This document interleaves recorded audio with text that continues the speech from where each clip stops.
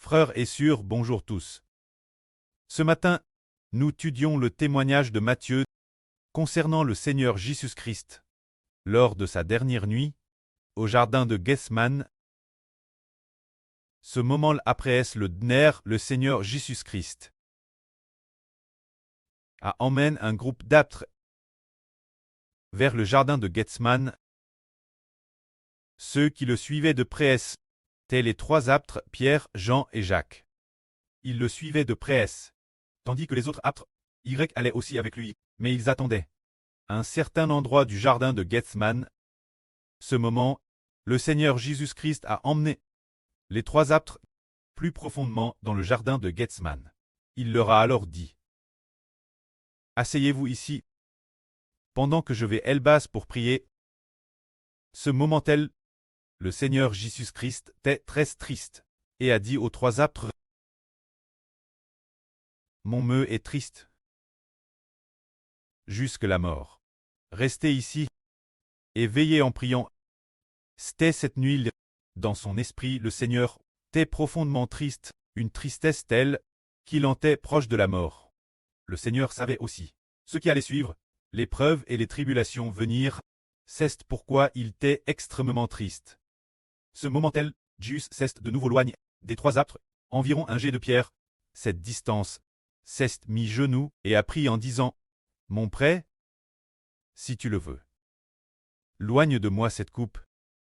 Toutefois que ma volonté ne se fasse pas, mais la tienne. » Le Seigneur a dit: « Si tu le veux, loigne de moi cette coupe. » Le Seigneur Jésus-Christ, cette coupe dont il parlait, quelle était cette coupe loignée?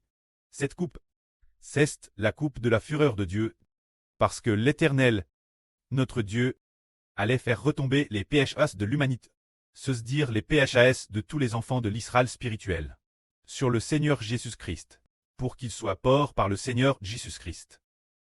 C'est pourquoi le Seigneur a dit: « Loigne de moi cette coupe. » Mais le Seigneur savait qu'elle ne pouvait pas trop loin.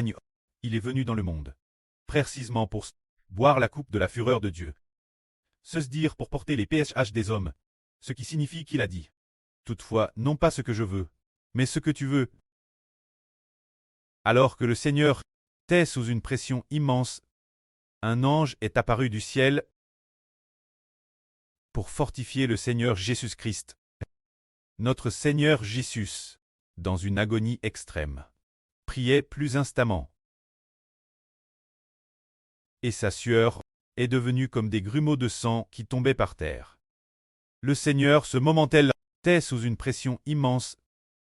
Le Seigneur Jésus-Christ ayant fini de prier, il est retourné vers les trois apôtres et les a trouvés endormis. Il a alors dit: « Pierre, vous n'avez donc pas pu veiller 1 heure avec moi. Veillez et priez, afin de ne pas tomber dans la tentation. Votre esprit est bien disposé, mais la chair est faible. » Ce moment les apôtres dormaient tous, probablement parce qu'ils étaient épuisés de fatigue. Mais le Seigneur dit: « Vous ne pouvez, madame, pas veiller 1 heure avec moi. Restez vigilants et priez, afin de ne pas entrer en tentation. » Alors quand le Seigneur dit « afin de ne pas entrer en tentation », qu'est-ce que cela signifie? Cela signifie pour éviter que les disciples ne soient tentés par Satan et ne s'éloignent du Seigneur. Nous disons que afin de ne pas entrer en tentation signifie qu'il faut prier avec ferveur et rester vigilant, afin de ne pas entrer en tentation. C'est-à-dire rester vigilant, pour ne pas, au moment de l'épreuve, très tenté par Satan, et s'éloigner du Seigneur Jésus qui donne la vie. C'est pour cette raison que le Seigneur dit: « L'esprit est bien disposé, mais la chair est faible. » Ce moment le Seigneur, pour la deuxième fois, alla de nouveau prier en disant: « Mon prêtre, si cette coupe ne peut s'éloigner de moi sans que je la boive, que ta volonté soit faite. » C'est-à-dire que le Seigneur comprenait que c'était une coupe qu'il devait boire. Alors le Seigneur dit: « Si cette coupe ne peut s'éloigner de moi, et que je doive absolument la boire, que ta volonté soit faite. » C'est ainsi que le Seigneur Jésus-Christ allait accomplir la volonté de Dieu. La volonté de Dieu était que le Seigneur Jésus-Christ donne sa vie pour porter les PHH de l'humanité. Ainsi, lorsque le temps sera accompli, ceux que le Seigneur a rachés ressusciteront tous pour le royaume des cieux. Telle est la volonté du pré-cleste. La volonté du pré est qu'un seul homme porte les PHS de tous ceux qui sont prédestinés, la vie éternelle, afin que tous, par le sacrifice de celui-ci, par le sacrifice du Christ Seigneur, puissent atteindre le royaume des cieux, dans le royaume du pré-cleste. Ils recevront l'amour du pré et du Seigneur. C'est cela la volonté de Dieu. Mais ce moment-là, les disciples ne savaient pas du tout que le sacrifice du Seigneur Jésus-Christ était afin que nous puissions ressusciter un jour grâce au Seigneur et que grâce au Seigneur Jésus, nos PHS soient pardonnés. L'époque, les disciples ne comprenaient pas cela. Ce moment-là, le Seigneur Jésus alla de nouveau prier. Après avoir prié, il revint encore et vit nouveau les disciples qui s'étaient rendormis, car leurs yeux étaient lourds. Le Seigneur Jésus leur dit, en un tel moment, dormez-vous encore et vous reposez-vous. Voici, l'heure est proche et le Fils de l'homme est livré aux mains des pécheurs. Levez-vous, allons-y. Celui qui trahit le Fils de l'homme et arrive au moment Madame O, le Seigneur Jésus disait, dormez-vous encore. L'heure est venue, mais les disciples ne savaient pas du tout de quel moment il s'agissait, et ne comprenaient pas que cette nuit, le Seigneur allait très hâte, et aussi mi-mort. Les disciples ne le savaient pas, mais le Seigneur dit, l'heure est venue, le Fils de l'homme est livré entre les mains des pécheurs. C'est-à-dire que le Seigneur Jésus-Christ va être livré entre les mains des pécheurs. C'est-à-dire qu'il est livré Judas Iscariote aux principaux sacrificateurs, aux pharisiens, le souverain sacrificateur pour très livrer entre leurs mains. Alors le Seigneur dit, levez-vous, allons-y. Voici, celui qui livre le Fils de l'homme est proche. Et ce moment, Madame, l'un des 12 apôtres, Judas Iscariote, arriva avec une troupe de soldats et une grande foule, armes d'épées, de béton, de torches et de lanternes. Il était envoyé par les principaux sacrificateurs et les anciens du peuple. Judas qui livrait Jésus avait donné ses genciels un signal en disant, celui que j'embrasserai, c'est lui que vous cherchez. Saisissez-le. Aussitôt Judas s'approcha pour embrasser le Seigneur et dit, salut Rabbi. Ce moment-là, Judas embrassa chaleureusement le Seigneur Jésus. Mais le Seigneur Jésus dit Judas, Judas, c'est par un baiser que tu livres le Fils de l'homme. Ce moment, le Seigneur savait certainement tout ce qui allait lui arriver. Et il savait aussi que ce moment-là, Judas embrassait le Seigneur et lui disait « Salut Rabbi ». Ainsi tout le monde savait que celui que Judas embrassait était le Rabbi. Ce moment-là, le Seigneur savait ce qu'ils allaient traverser. Il savait ce qu'il allait lui traverser. Il se leva courageusement et dit « Qui cherchez-vous » Ils répondirent « Jésus de Nazareth ». Le Seigneur dit « C'est moi ». Judas qui livrait Jésus était aussi là avec eux. Quand le Seigneur Jésus dit « C'est moi », tous reculent et tombent par terre.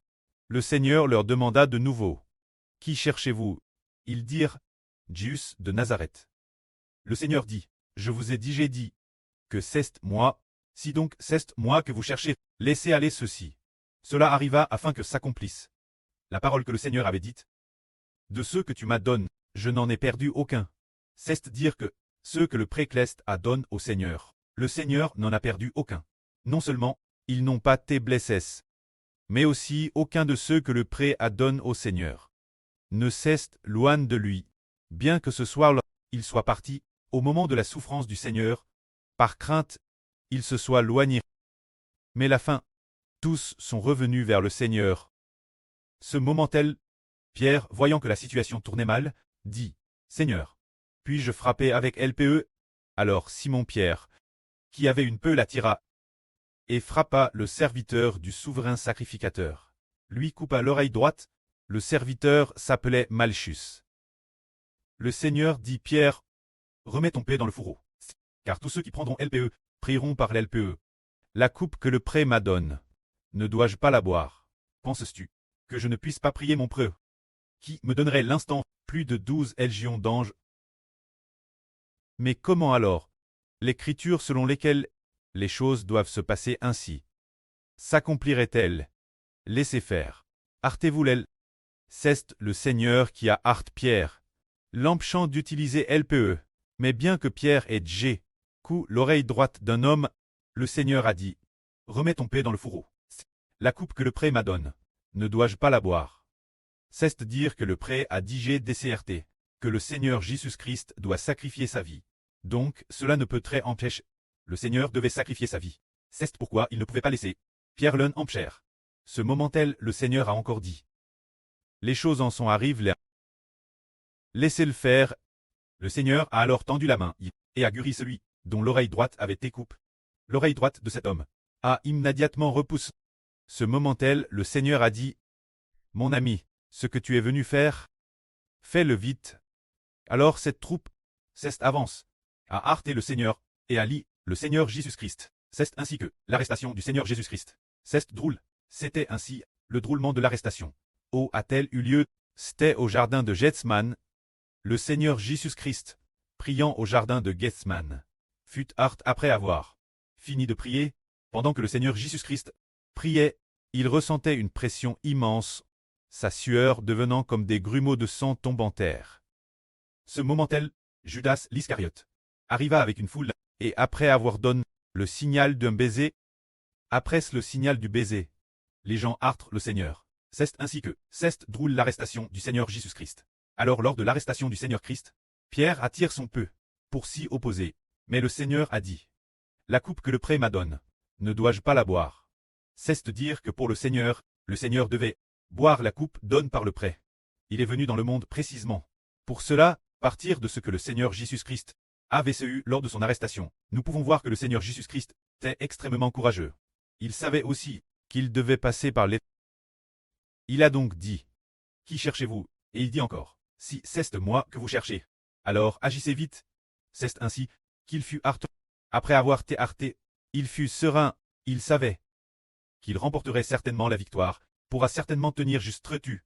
Au moment de rendre le dernier soupir pour sauver l'humanité, l'œuvre de rédemption de l'humanité sera accomplie, que la gloire soit auprès et au Seigneur. Amen.